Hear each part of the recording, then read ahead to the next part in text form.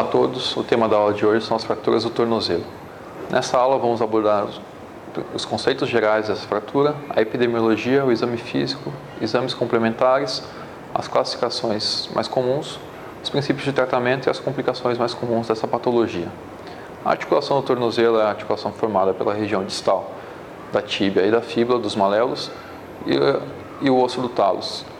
Ela apresenta um movimento principal de flexo e extensão e ela é muito importante para a boa marcha do paciente. Antes de começar a falar sobre a fratura do tornozelo, devemos diferenciar as fraturas do tornozelo das fraturas do pilão tibial. As fraturas do tornozelo são fraturas que são caracterizadas por um mecanismo de trauma torsional, sem o componente axial e acomete principalmente a região dos malelos, diferentemente das fraturas do pilão tibial, que tem um componente de trauma principal um trauma axial, que acomete a região do pilão e do dômus do talos. As lesões do tornozelo são uma das lesões mais comumente tratadas pelos ortopedistas e ela apresenta um pico de incidência em mulheres idosas e o aumento da incidência nos idosos vem ocorrendo nos últimos anos por conta do aumento das atividades físicas nos idosos e pelo maior envelhecimento da população geral. As lesões associadas mais comuns encontradas nessas fraturas são lesões do tendão calcâneo, fraturas do processo lateral do talos, fratura dos metatarsos e fraturas do processo anterior do calcâneo. Primeiramente, no exame físico de um paciente com fratura do tornozelo, devemos nos atentar para sinais como hematoma, edema e lesões de partes moles, e o sintoma mais comum é a dor. Nas partes moles, devemos nos atentar para a presença de flictenas que podem atrapalhar o princípio do tratamento e os procedimentos invasivos. Durante o exame físico, devemos palpar as proeminências ósseas, dando um enfoque especial para a região dos malelos, a região da sindesmose anterior, a base do quinto metatarso e a região proximal da fíbula. Os pacientes, uma vez avaliados, eles devem ser submetidos a radiografias, exames complementares. Existem alguns critérios que norteiam a solicitação das radiografias. O critério mais comum são os critérios de Ottawa, que são caracterizados por presença de dor na região perimedular associada à idade maior que 55 anos, incapacidade de deambulação e dor à palpação de proeminências ósseas na região dos 6 cm distais da tíbia e da fíbula e proeminências ósseas do pé. O exame complementar mais comum solicitado são as radiografias e elas normalmente são suficientes para diagnóstico e tratamento da patologia. As 3 incidências mais comuns são a incidência em frente com rotação interna de 15 graus, também conhecida como mortice, e o perfil, a incidência em perfil do tornozelo. Para a avaliação dessas radiografias existem alguns critérios que podem ajudar a fazer o diagnóstico. Na incidência do frente com rotação interna ou mortice, existem alguns parâmetros como a mensuração do ângulo talo-crural, do espaço claro medial ou do espaço claro tibio-fibular. E na incidência em frente sem rotação, existe a mensuração do Dime Sign, que é a avaliação do contorno, da harmonia do contorno entre o processo lateral do talos e a região distal do malelo lateral. Outra incidência radiográfica comumente realizada é a incidência em AP com rotação externa forçada, conhecida como radiografia em estresse, e o objetivo dessa radiografia é identificar as lesões ocultas, como lesões da sindesmose ou lesões ligamentares da região do ligamento deltoide. Existem 3 principais classificações para as fraturas do tornozelo. A classificação mais comumente conhecida é a classificação de Laud-Hansen, que divide essas fraturas em 4 tipos principais. Para a divisão desses tipos, você leva em consideração a posição do pé no momento do trauma e qual a força que foi submetida esse pé do paciente para a ocorrência da lesão.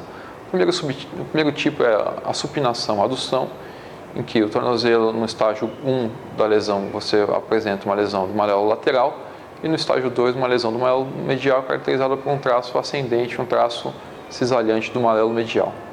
O segundo tipo do Laud-Hansen é o tipo de supinação, rotação externa, que é o tipo mais comum encontrado nos pacientes e ele é subdividido em quatro estágios. No primeiro estágio, a lesão principal é a lesão anterior da região da sindesmose. O segundo estágio é caracterizado por uma lesão do malelo lateral e é um traço característico que corre de antero inferior para póstero superior. No terceiro estágio da lesão, a lesão ocorre na região do malelo posterior e no estágio 4, a lesão ocorre na região do malelo medial.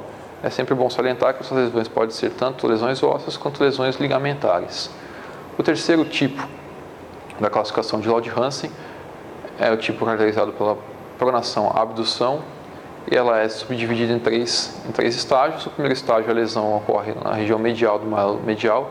O segundo estágio ocorre na região anterior da sindesmose. E o terceiro estágio ocorre na lesão do malelo lateral. Esse traço malelo lateral, normalmente, ele é acima do nível da sindesmose e é caracterizado por um traço cominutivo do malelo lateral. E o último subtipo da classificação de Laud-Hansen é a pronação rotação externa, que é dividida também em 4 estágios. O primeiro estágio, a região medial do malelo medial.